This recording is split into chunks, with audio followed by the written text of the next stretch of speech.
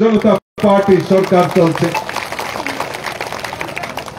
2023-এর বিধানসভা নির্বাচনে ওই কমিউনিস্টরা কংগ্রেসের সঙ্গে আঘাত করে নির্বাচনে লড়াই করার জন্য লড়াই করেছে।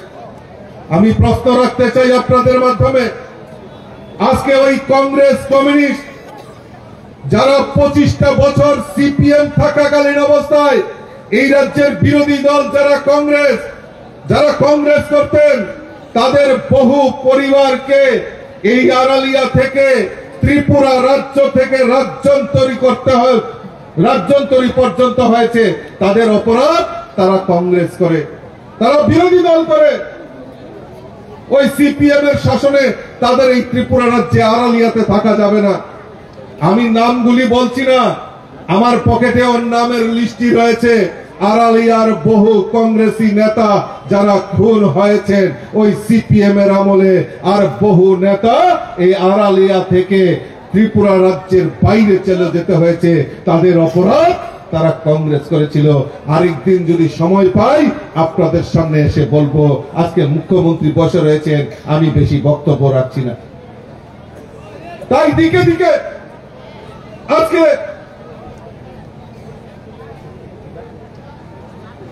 দিকে দিকে ভারতীয় জনতা পার্টিতে যোগদান করছেন, যেটা আমাদের অপরাধ। আমরা ভুল করেছি বিগত দিনে। আর কমিউনিস্ট যারা করতেন, আজকে তাদেরও অপমান। তাদের সাথে ওই কংগ্রেসীদের সঙ্গে আঘাত করেছে, তাদের সাথে কংগ্রেসীদের সঙ্গে আঘাত করেছে। এখন তো আমার প্রশ্ন হয় যে ত্রিপুরা রাজ্যে এই পশ্চিম আসনে বিজেপির প্রার্থী কে হয়েছেন? বিজেপির প্রার্থী কে হয়েছেন?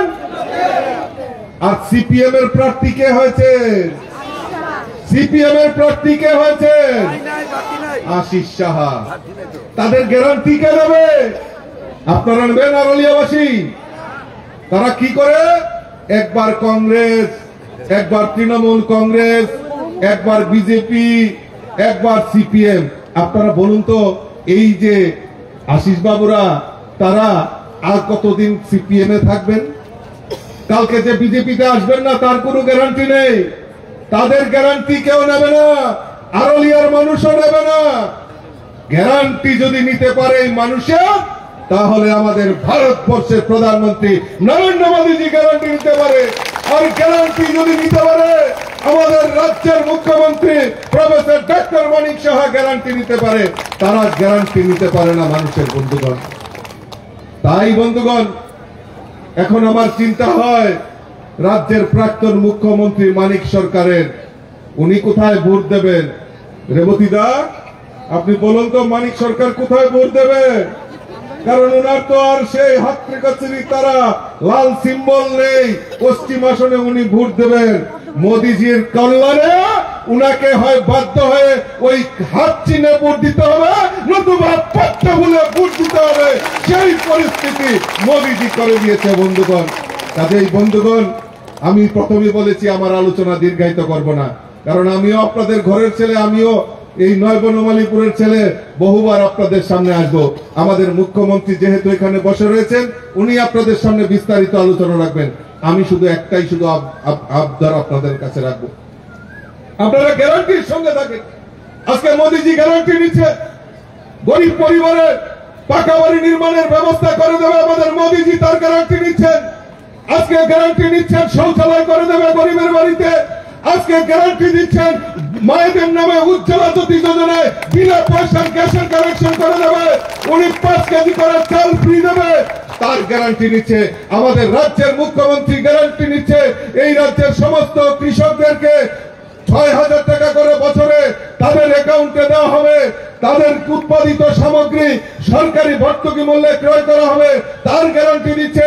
মুখ্যমন্ত্রী জন আরোগ্য যোজনায় রাজ্যের যারা গরিব মেহনতি মানুষ প্রত্যেকের চিকিৎসার 5 লক্ষ টাকার দায়ভার তার গ্যারান্টি নিচ্ছে আমাদের রাজ্যের মুখ্যমন্ত্রী।